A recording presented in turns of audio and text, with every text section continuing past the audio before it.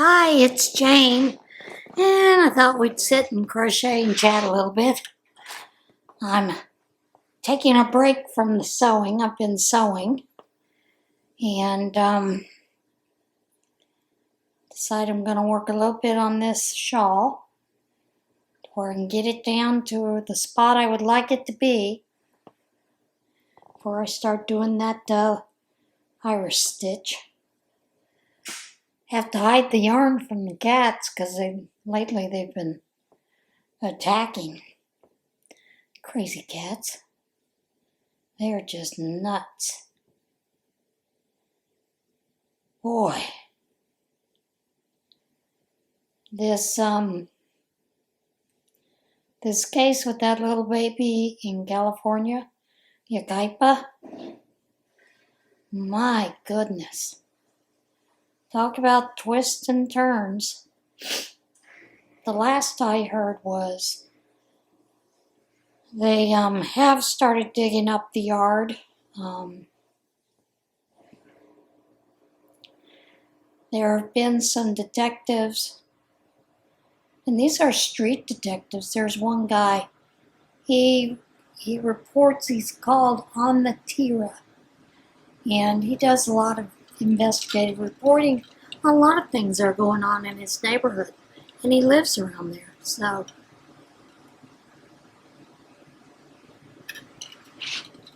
he did find that there was a jewelry shop that had a camera that was aimed right at where the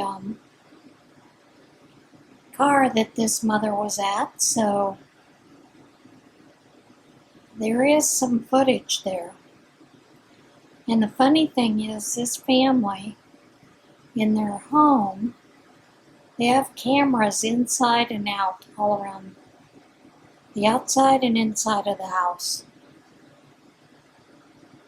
Yet they deleted all the video. And that's rather interesting, you know. Last I heard, the police are using cell phones to ping, or they might have been, over the past week or so. And the last I heard, someone said family's on the run. The husband and wife, nowhere to be found or on the run. Now, they may just be in hiding. Who knows? But there was another store. It's not a jewelry store. It's like a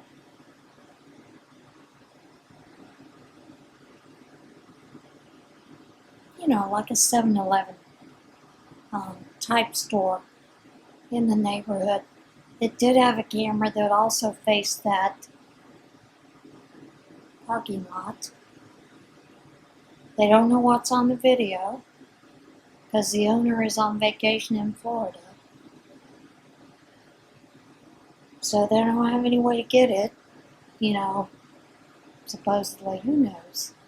Some of these cameras places still use VCR tapes. Some use a digital print so that it kind of uploads, to like a cloud form. But apparently this guy uses some kind of physical device for saving the videos. Well, my voice is really rough today. Don't know what's going on there.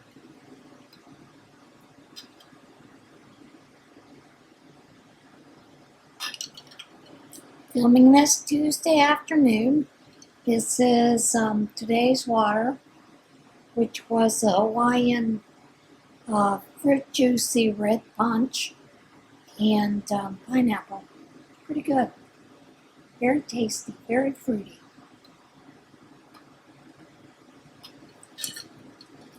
The one that I did in the morning with the green apple and the pink wedding cake was kind of like, wasn't all that wonderful. Would I repeat it? No.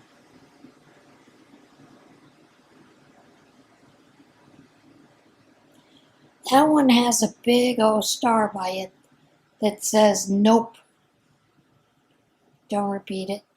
What I do is I sit down and I figure out what mixes I'm going to put together. And then I put them in a notebook. So I have an idea of some different choices that I'm going to make. And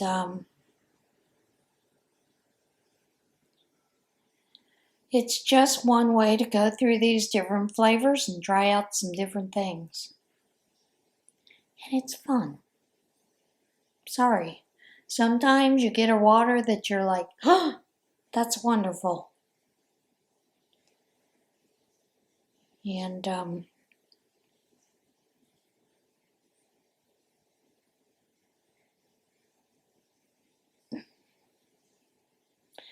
so yeah, that's kind of where the waters go and where my mind goes to with the waters. I try to see if I've mixed the combinations before.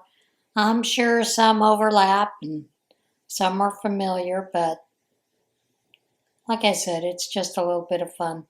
And it's also making sure that I'm getting my water in.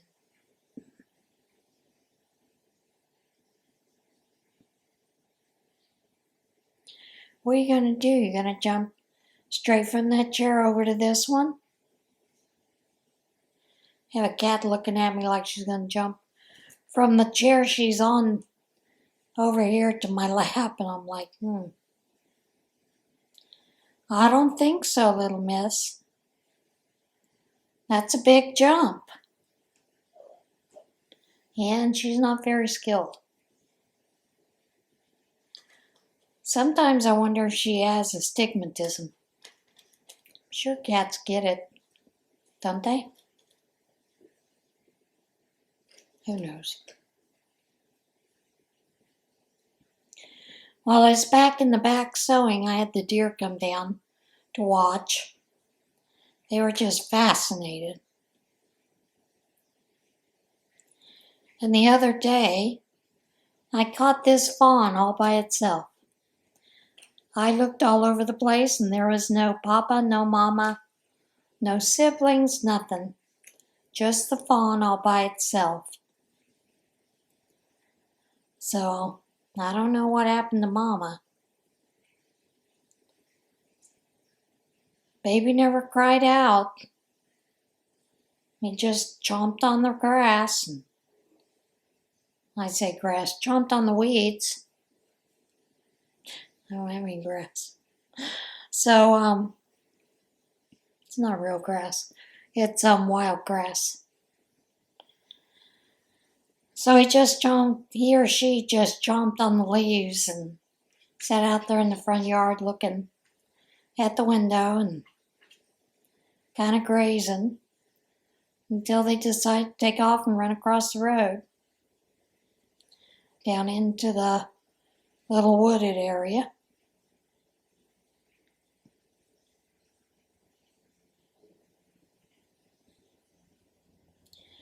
I hope those of you that are in the path of the hurricane are following the evacuation orders. I know some of you won't, but be safe. Of course, the good thing is it's downgraded from a 5 to a 3, last I saw. Although sometimes they crank back up.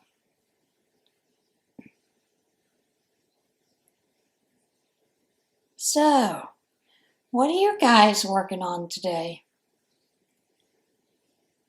I have been looking at quite a few of the different recipes that you guys left. And now here comes the second problem. They all sound good. So I have to pick one. So I've put them out on I put them on recipe cards. And basically I'm going to have Siri, give me a number. I'll turn them over so I can't see what's on each card. And she'll give me a number. I'll mix them up. She'll give me a number, and that'll be the one I go with. Although the coleslaw, that sounds very interesting. So I'm thinking maybe I'll do that one, because it does sound good.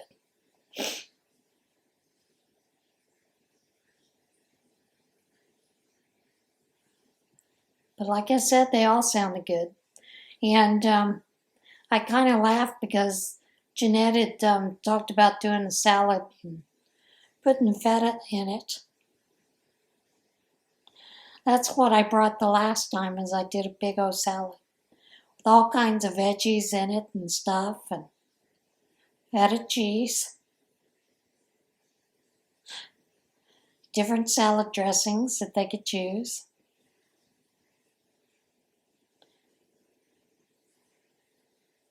So, and I can't remember who's bringing the main. Otherwise, I'd call her and ask her what she's bringing.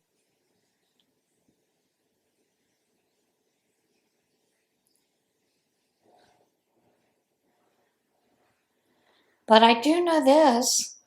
I do plan on trying them all. Just because it sounded good.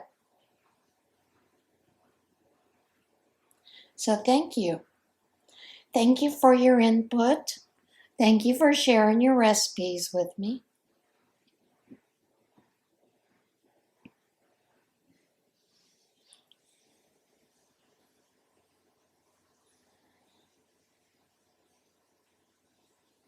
I was sitting here thinking about some of the things that I would like to finish getting done for Operation Christmas Child, since it's coming up. And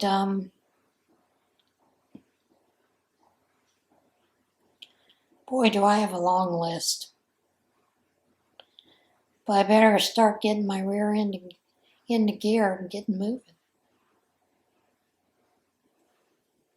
That's where that's at. I've done a couple of things here and there, sewn quite a few items.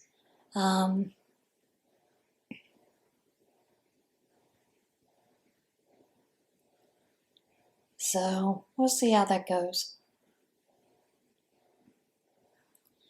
Got some fabric that's washing right now. That's been a whole thing in itself. Finally worked my way through one of the tubs that the fire hall had given me, making pencil pouches and backpacks and different things like that. A couple of those crazy dolls, those stick dolls. I do have some kind of squarish and like some square kitties. They're stuffed that need to start sewing on those. Get those ready to go. And then stuff. And so their opening's closed and they'll be ready to be shipped off.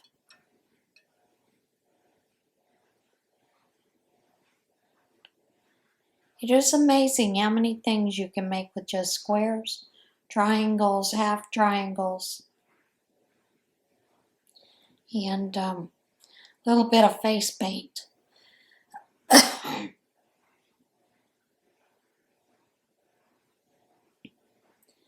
I no longer embroider, mainly because my hands cramp up. That darn old age, getting old, that just does you in.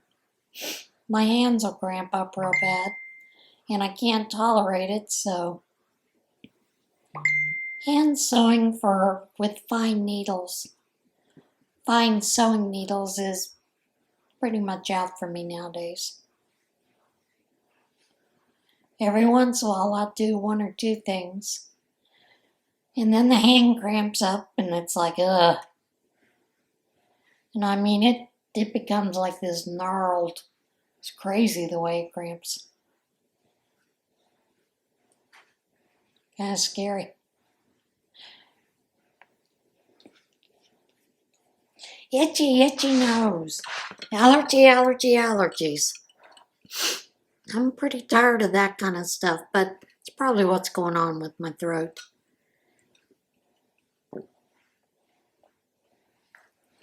My throat and my voice. Haven't been outside today at all. So, can't blame it on the outsideness. Although I'd like to. It's not going to work.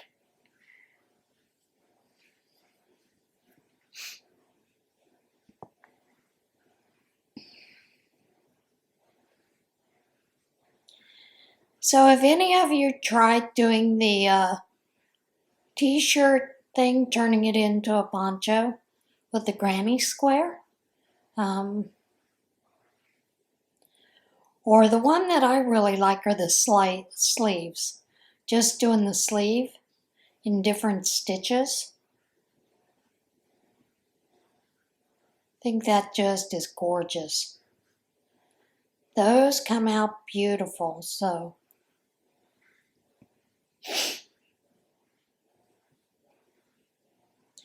I have a couple of sweatshirts that I think maybe I'll do that with those sweatshirts.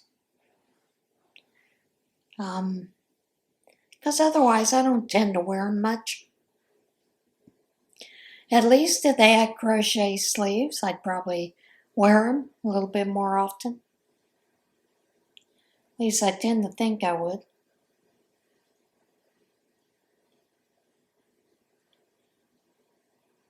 And it's a great way to get to the point where I'm wearing those sweatshirts.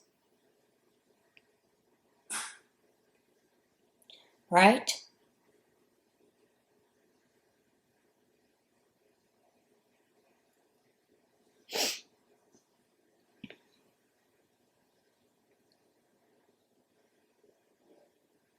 I know there's a girl, and I can't think of her name right now. She is on TikTok, and she does have a tutorial for the crocheted sleeves. Some different stitches, not just the granny stitch.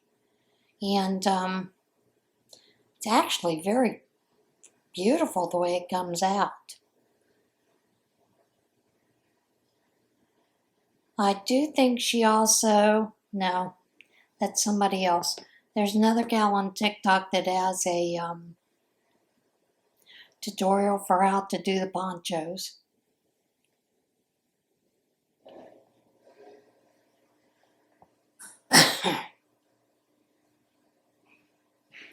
They come out very nice, very sweet looking. And I know the ones that I saw on Etsy, people are selling those for some pretty big bucks. So apparently, it's a go, you know.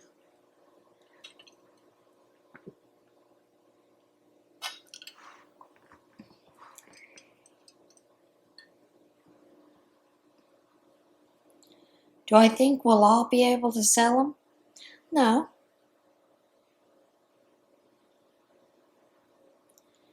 But I'd probably try. Wouldn't you?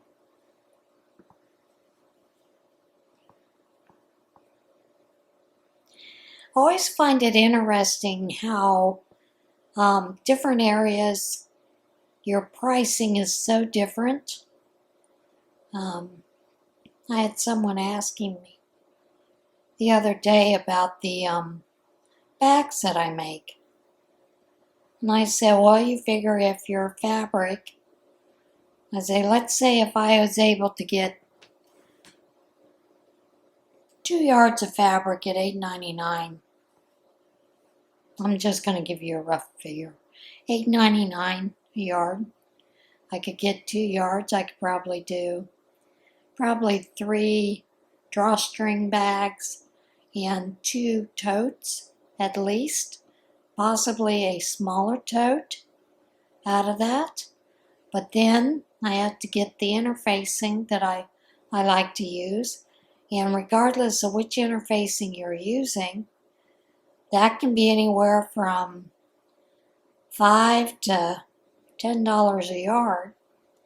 And some of the interfacing is not quite 20 inches. So you'd have to use quite a bit for each one. If you use straps, you've got to pay for the straps. You know, those kind of things. If you put zippers in it, there's a cost of the zipper, there's a cost of the pockets. Pockets have to have lining as well.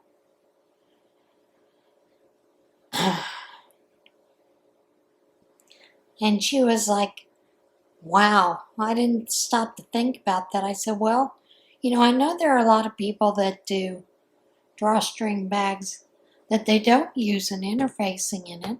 They just use plain fabric for a lining. And those are fine. They do last quite a while. I just like having it with that thicker material. I think it's just going to last long. And that's me. Probably should quit worrying about that. But I know what I like. And so I just kind of stick to that.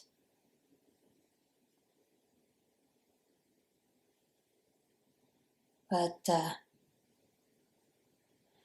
just find the pricing things different in the different areas, where one area you can get more for your item than you can in this area. This is what I call a low income area. And I would imagine the closer you get to bigger cities, the higher price you can actually charge for things. Not positive about that, but think you can. But it's why I find when these people tell you about pricing your items, you know, they have good intentions. But sometimes it just doesn't work like that. Sometimes you just have to say, okay, if all I make is $4 off of this, so be it. You know?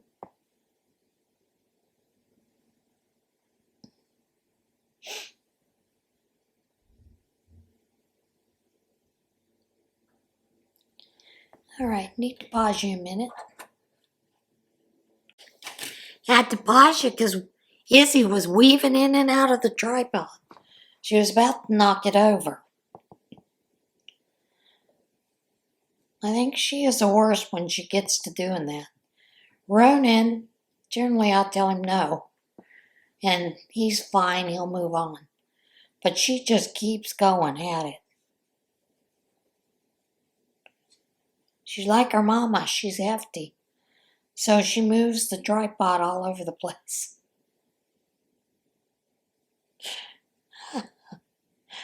Cats are goofy. Tomorrow I'm going over to help one of the gals with the items that were brought in. The Operation Christmas Child. A lot of people brought in different items, and so we're kind of going to sort them and try to put like items together, that kind of thing. I have decided this year, in the past I've done 6 to 7 boxes myself, plus helped with this stuff. This time I've decided I'm just, this year, just concentrating on making items for the packing party, or, you know, getting things. Many times when I go through the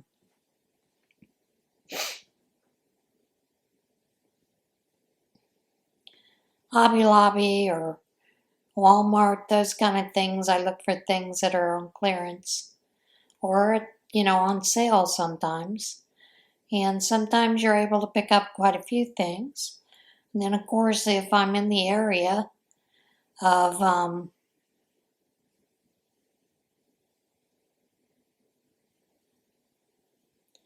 Five Below, generally I'll stop in and see if there's some things I can pick up there. Sometimes they do have some clearance items that can be used, but for the most part, I'm generally shopping there $1 for marbles because it's easy enough to make bags for the marbles to go in. So generally what I do there is I take the material and I put it in the hoop with the embroidery machine, and I put marbles on the bag so they know that there are marbles in that bag. Then make a drawstring bag that way. It just seems to work out well.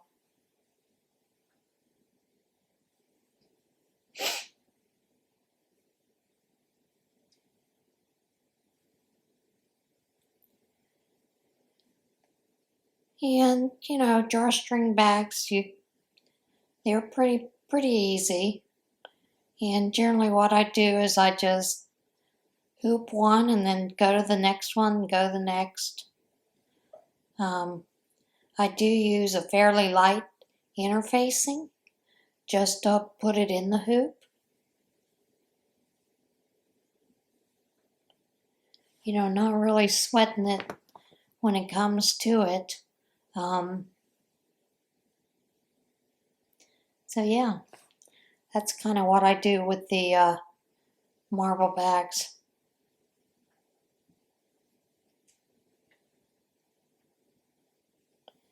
Come out fairly nice, I think. Gives me a chance to use the machine for the embroidery part.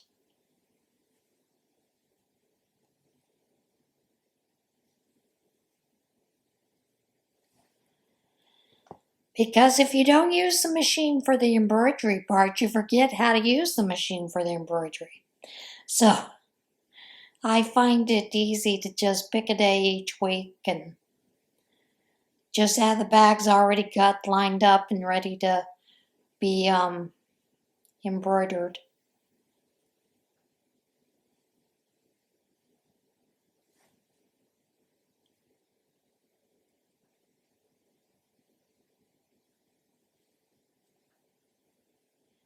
And then all I have to do once I do that is just, tear away the interfacing, and because I use the tear away.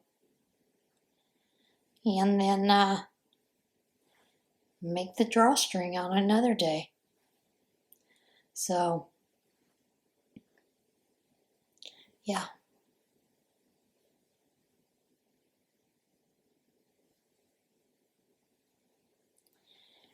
And I found that it's fairly easy if you use the serger to go around the edges of the square, or not square, the rectangle. That helps quite a bit, makes it a whole lot easier. So, some easy tips and tricks.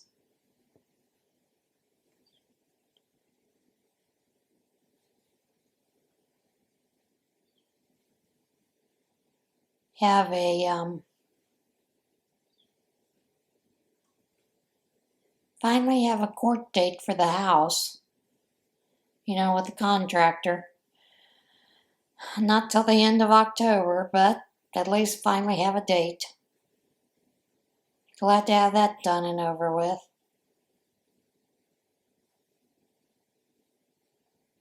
Just would be nice to be finished.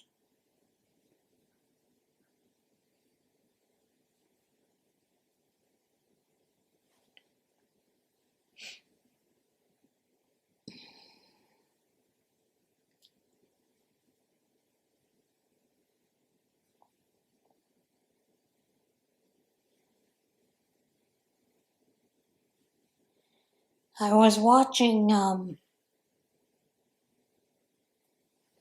Yarny Cat, where she'd gone yarn shopping the other day. And I was like, I don't think I've been yarn shopping in forever. But then that's not my goal. My goal is to work through the yarn I have. So I guess it's a good idea that I haven't been yarn shopping. Although I do allow myself some leeway just in case, there's a yarn that I see discounted or it's a really good buy and it's a yarn that I need to finish a project. I will allow myself to buy yarn that way, but only that way.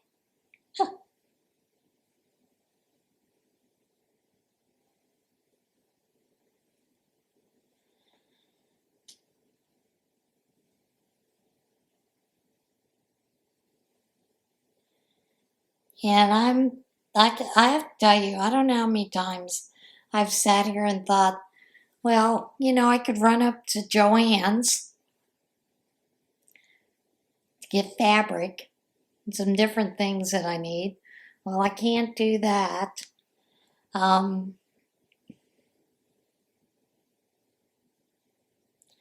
Yeah, I can get thread at Walmart, although my machine doesn't really like the thread. But it's just kind of frustrating at times. I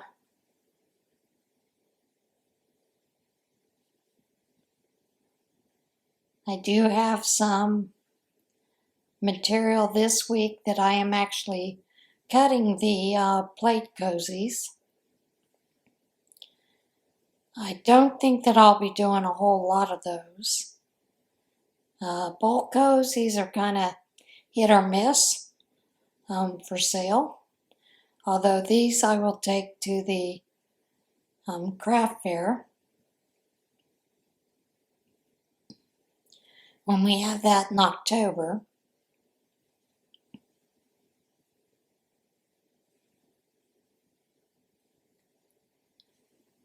So, and they come out really nice. I have given a couple of them away as gifts. I have sold a couple here and there locally. But sales online, quite frankly, are kind of hit or miss these days. And I understand completely why, because of the amount of money we are putting into everything else. Between the gas and food, and I don't know about your electric bills, utility bills, but mine have gone up. So it's not one thing, it's another, isn't it? Although what I find interesting is when I go into Williamsport, like if I have to go to Hobby Lobby for something, and usually it's fabric, need more fabric.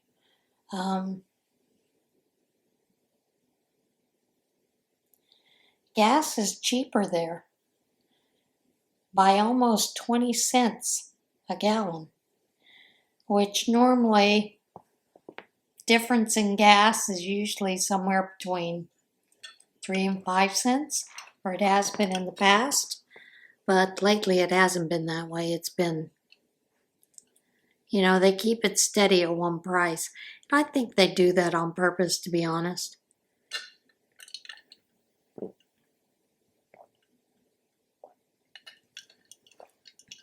They should be starting the run for their winter mix. And so that means I got to get the spring summer mix out. So You'd think they'd lower the price to get it out. Doesn't seem to be what they're doing. So,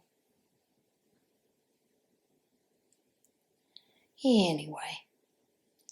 My son was telling me he had an issue with his home insurance.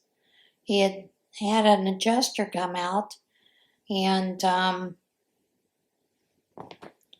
the adjuster came out and said they're not going to replace the roof. It needs a replacement. And they said, no, you need to replace that, or we're going to cancel your insurance. I said to him, you need to raise a ruckus. They knew the problem was there. Why do they keep denying the claim? Is there a specific reason? And he said he can't figure it out. So he finally asked for a different adjuster to come out and to look at it and filed a complaint with the insurance board in North Carolina. This other insurance adjuster came out and told him they would pay for the roof completely. Said it should have been done the first time out because there was some hail damage and some other things, and they just kept refusing it. So, he's got a little bit of a sigh of relief there. He's had another issue with his phones. He had an old phone that was with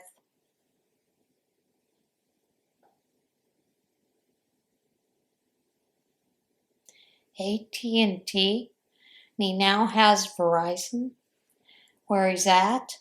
So he wanted to keep his old phone for his business phone.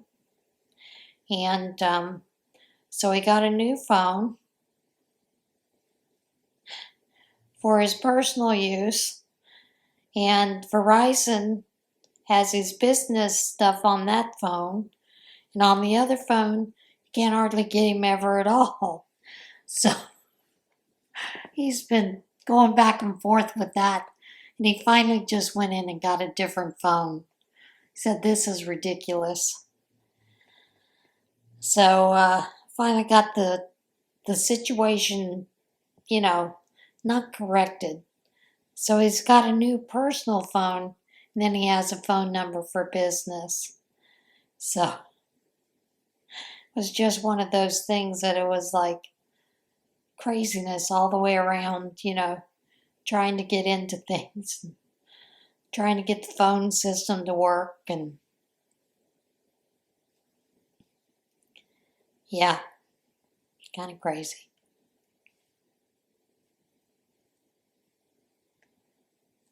And then he had a different number at one time, and I was like, what is that number for? And he said to me, Mom, that was a burner phone. He said, I got that phone for like $10. He told me that was when his roommate/boyfriend had taken his phone, thrown it into the river or the creek, I can't remember which. And he said so he had a burner phone until he could get his new phone. Craziness sometimes.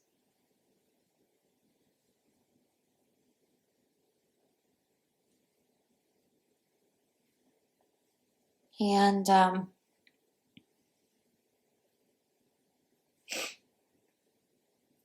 I just find it interesting the problems that we have with different phone carriers, trying to get them to fix things, do things. I had gone in to cancel the cable, and that was an ordeal because you never get a human. You just don't. And even with me saying cancel, I want to cancel, normally that has worked right off. You'll get a representative. But this time, it was like, good grief. So finally got that taken care of, but took like 45 minutes, and I don't think it should take that long, because then they got to try to sell you on it and give you a package deal, and I'm like, no, I don't want it. I just don't want it. You guys are too expensive. Something has to give, and it's the cable.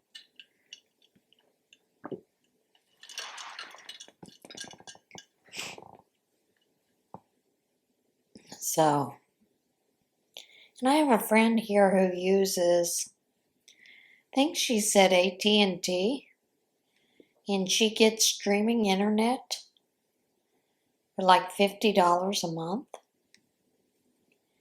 Like, I might have to look into that. Switch over completely.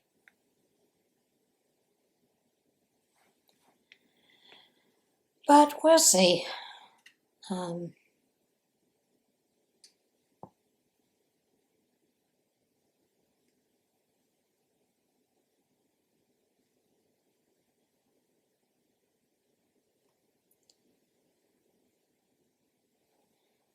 I think the phone fees are just absolutely horrendous.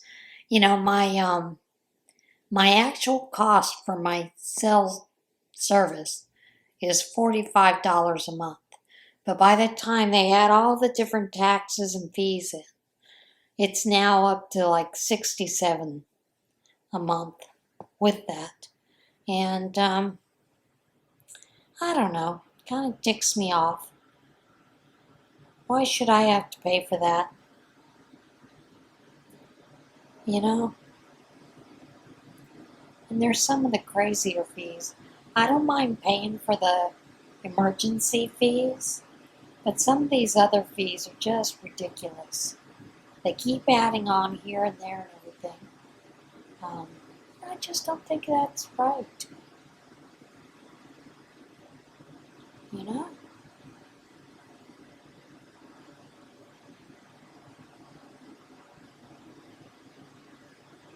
And I see where there are a lot of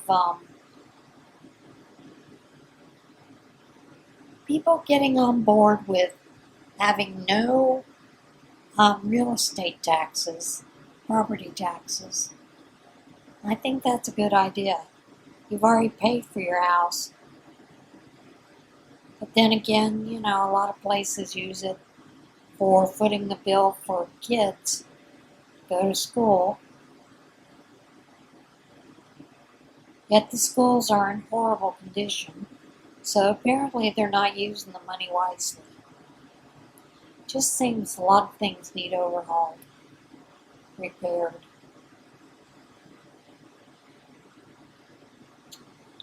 Alright guys, I'm going to let you go. I've got to go get that fabric out of the washing machine, get it in the dryer, and I have to sweep kittens. So, all them fur balls. Alright guys, I'll see you again soon. Everybody have a great day. And remember, do something kind for somebody if you can.